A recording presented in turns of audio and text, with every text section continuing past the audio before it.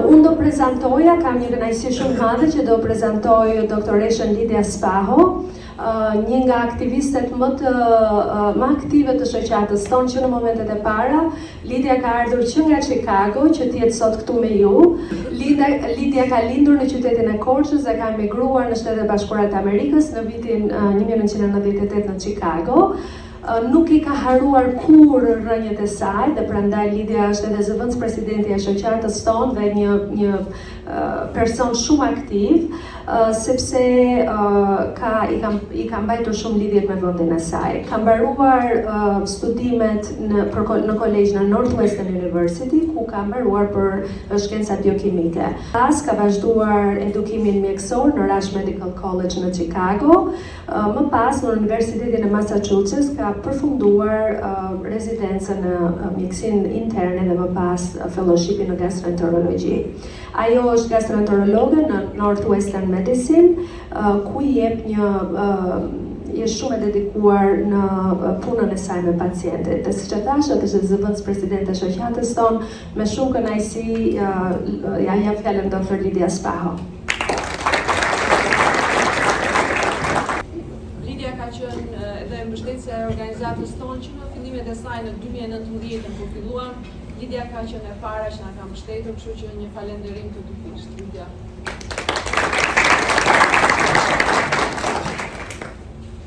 Në radhë të parë faleminderit shumë për AFC që na dha mundësinë të krijojmë një event të tillë. Unë kam dashur gjithmonë, ka qenë një ëndër time e imja, që kur kam filluar shkollën e mjekësisë, desha që të punoja me shqiptarë. Në Chicago nuk kisha aq shumë shqiptarë. Dhe kur vendosa që të bëja rezidencinë, vendosa të vija në Massachusetts për këtë arsye. Kisha shumë pacientë shqiptarë që punova për ato 6 vite që kam qenë atje. Dhe për mua kjo ishte një ëndër shumë rëndësishme që të krijosh një event I tillë.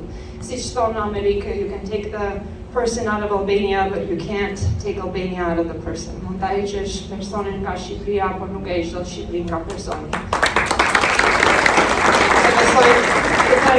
Ne këtu kemi të njëjtën ndjenjë. Në anën e dytë, do të them, kam erdhur në moshën 9 vjeçare, jam çik nervozuar që nuk do flas shumë mirë shqip, kështu që do më falni, nuk flas aq mirë sa Ardana. Alright. Do fillojmë dhe tema ime sot do jetë për Helicobacter pylori, që është një bakterie, gastriti dhe refluksi.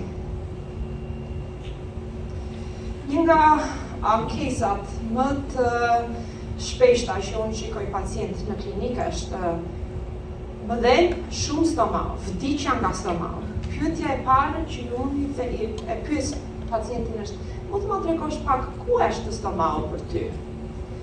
Dhe shumica e njerëzve thonë, këtu, poshtë në barku, mëdhen stomau. Kjo është pika e parë e edukimit që neve duhet të bëjmë. Stomau është në anën e sipërme të barkut, është në afër kraharorit, afër gjoksit.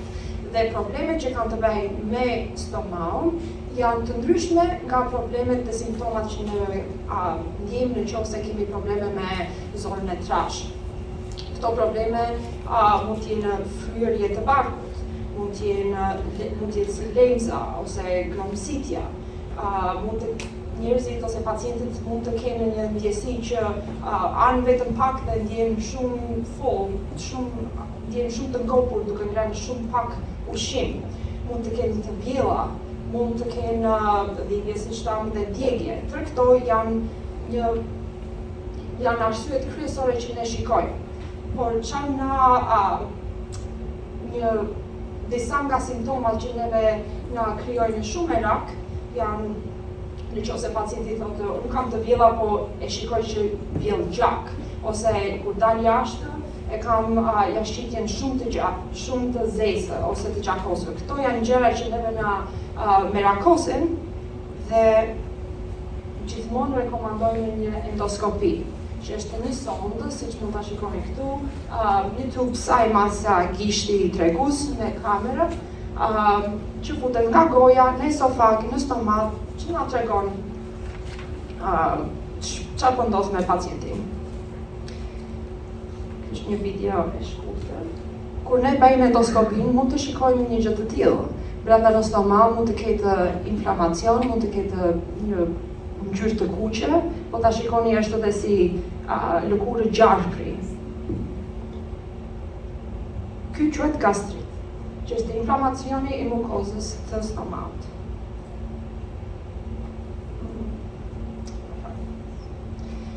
Çfarë e shkakton gastritin? Mund të jetë alkooli i tepërt, mund të jetë duani i tepërt, mund të jetë nëse pacienti merr ilaçe të tepërta që quhen NSAIDs në Amerikë, Advil, Ibuprofen, Aleve, aspirina, gjëra të tilla që mund të dëmtojnë mukozën. Mund të jetë stresi i tepërt, keni pasur një aksident, keni pasur një operacion, keni pasur një stres emocionues. S'ka rëndësi, stresi mund të krijojë këtë inflamacion. Mund të ketë probleme nga autoimuniteti që krijon kjo gjë. Mund të jetë edhe pacienti ka hequr temptin, dhe tempti krijon më shumë probleme, ose mungesa e temptit mund të krijojë probleme. Një nga gjërat më të rëndësishme është infektimi ose infeksioni me H. pylori, që është një bakter. Siç thashë, kjo është një bakter që mundet të infekton mukozën e stomakut, është shumë e përhapur. 24-25% të botës është e infektuar me këtë lloj bakteri. Po ne si shqiptarë jemi më të mirë, ne kemi 70%. Kështu që është gjë e mirë që ky numër po vjen sa kalojnë vitet po ulet, po që prapë është një infeksion shumë i përhapur për të gjithë shqiptarët. Dhe problemi me këtë është që H. pylori mund të shkaktojë kancer të stomakut. Prandaj këtu po flasim për këtë. Si prapë nga kontakti person në person, në qoftë se njerëzit ndajnë në pështym nga enët, gotat, ka një person i infektuar, në qoftë se uji është i kontaminuar, ushqimi i gatuar nga ky ujë i kontaminuar. Po ashtu edhe në qoftë se jetojmë shumë afër me njëri tjetrin, kushtet të mbipopulluara mund të ndahet shumë shpejt ky infeksion. Si duhet të mbrohemi? E mësuam shumë mirë nga COVID që duhet të lajmë duart. Lajni duart me sapun. Duhet të pimë ujë të pastër dhe sidomos kur vëmë në vende jo të zhvilluara. Jo se ne duhet të besojmë që Shqipëria nuk është e zhvilluar, por shumë vende, edhe kur vini në Meksikë, në vende të tjera për plazh, duhet patjetër që të pini ujë të paketuar dhe të hani ushqime sa më të gatuara mirë. Duhet të kemi higienë në çdo gjë, në ambientin ku ne jetojmë, dhe në qoftë se dini që një nga familjarët tuaj është i infektuar me H. pylori, ju rekomandoj që dhe ju të bëni testin, të shikoni e keni apo nuk e keni, sepse ky infeksion mund të rrijë shumë dormant, si mund ta kesh infeksionin dhe të mos e dish, derisa të jetë në një pikë që është shumë vonë. Prandaj është e rëndësishme nëse një nga familjarët e tu kanë H. pylori, bëni testin, është shumë kollaj. Dhe si gjithmonë, mos pini duan. Tani, një çik për H. pylori në Shqipëri, siç tham, 70% të popullsisë të Shqipërisë janë të infektuar. Dhe fillon infeksionin që në fëmijëri. Kjo ka të bëjë me sistemin e ujit, është problem geografik, demografik. Ne në Shqipëri jetojmë shumë persona në një shtëpi apo në një godinë, ka vende që uja nuk është i përpunuar mirë dhe nuk mund të themi, ne ka Kosha kemi ujin shumë të mirë. Po, të gjithë nga Kosha mund të vënë në Tiranë apo mund të vënë në vende të tjera ku pinë të njëjtën ujë dhe ky infeksion mund të përhapet. Kështu që ne si shoqatë duam të sensibilizojmë dhe në Shqipëri për këtë, dhe duam të ndihmojmë sa më shumë që njerëzit të testojnë dhe të trajtohen me mjekimet e duhura. Sot për sot, trajtimi është i 3 fishtë, domethënë 3 antibiotik që njerëzit marrin për trajtimin e këtij infeksioni, por në fakt në Amerikë dhe tërë Societies që tregojnë çfarë do të bëjmë, thonë që duhet të marrin 4 ilaçe, gjë që nuk bëhet në Shqipëri dhe për këtë arsye infeksioni vazhdon dhe nuk kurohet. Këtu po ju tregoj një opsionet që mund të marrin njerëzit për trajtim, jo se dua që të fokusoheni në çfarë lloj ilaçe, por vetëm dua t'ju them që ka shumë mundësi për ilaçe të ndryshme që mund të merrni për trajtimin, dhe në qoftë se ju I merrni këto trajtimet, duhet I mbaroni. 14 ditë trajtim, mundet që në ato 14 ditë të mos ndjeni shumë mirë, sepse çdo ilaç ka efekt anësor, po e rëndësishme është që ta mbaroni, sepse në qoftë se ndaloni trajtimin në mes, mund të krijohet rezistenca dhe bakteria nuk kurohet.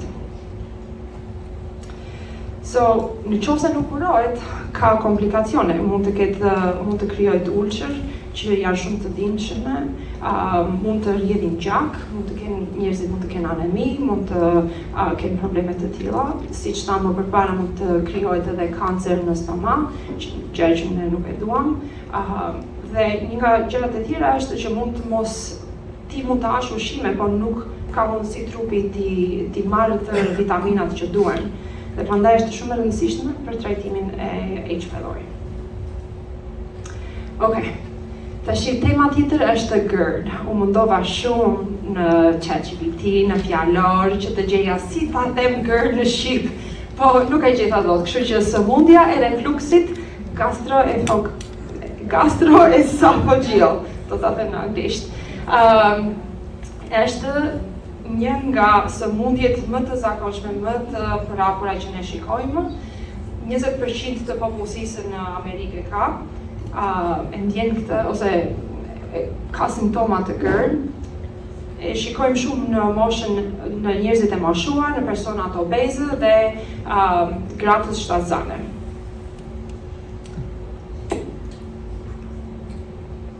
Kur bëjmë endoskopi këtë shikojmë, esofagun shumë të irrituar, të kuq, dhe kjo krijon dhimbje, këtë djegjen që folëm më përpara.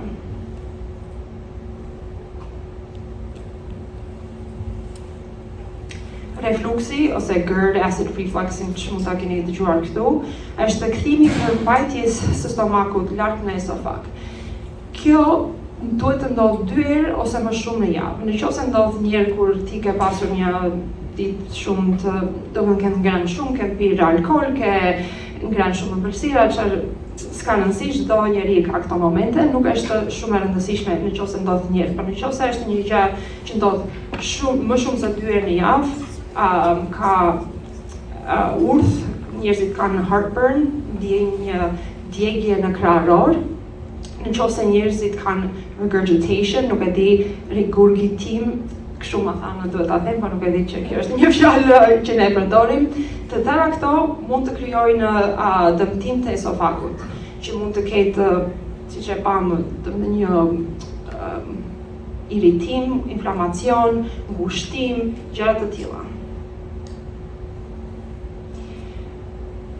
Janë disa fjalë që përdoren shumë me njëra tjetrën, gjithmonë themi heartburn ose urthi. Kjo është një simptom, jo sëmundje. Ke një ndjenjë djegje në krahëror.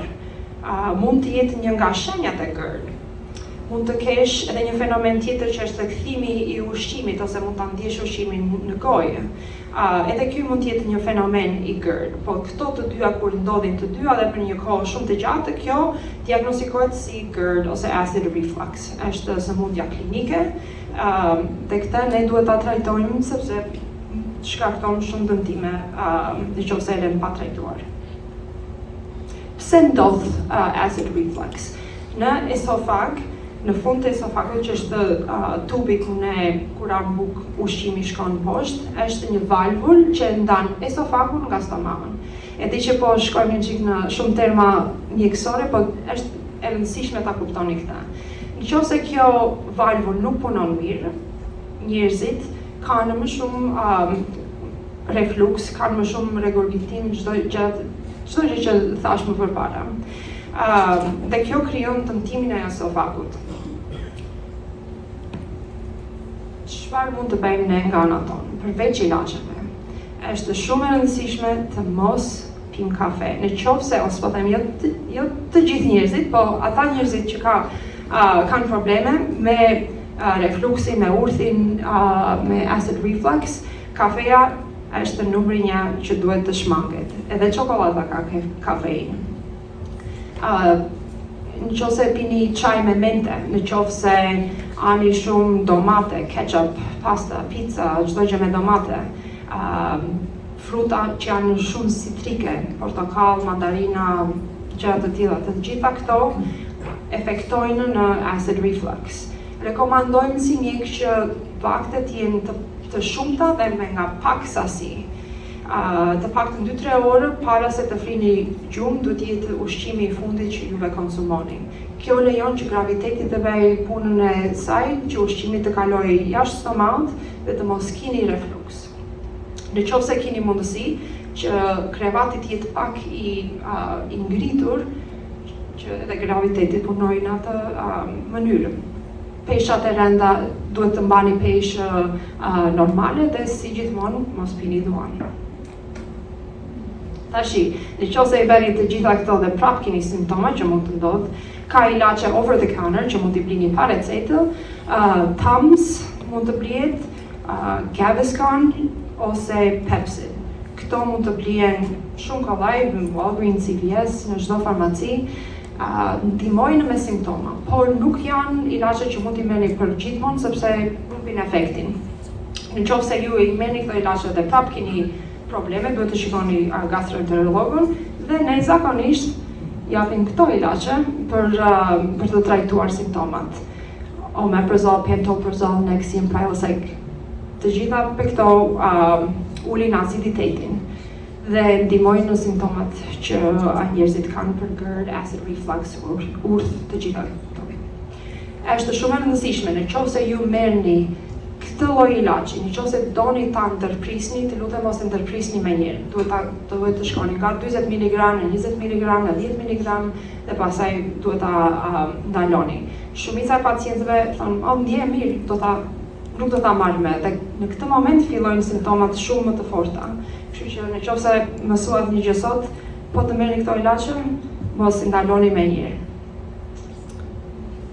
Dhe jo se do shpendoj shumë kohë këtu, por në qoftë se ilaçet nuk punojnë, në qoftë se nuk doni të merrni ilaçe, ka opsione kirurgjikale që ne mund të bëjmë për të ndihmuar me acid reflux dhe doktor Manoli do flasë më tepër për këto.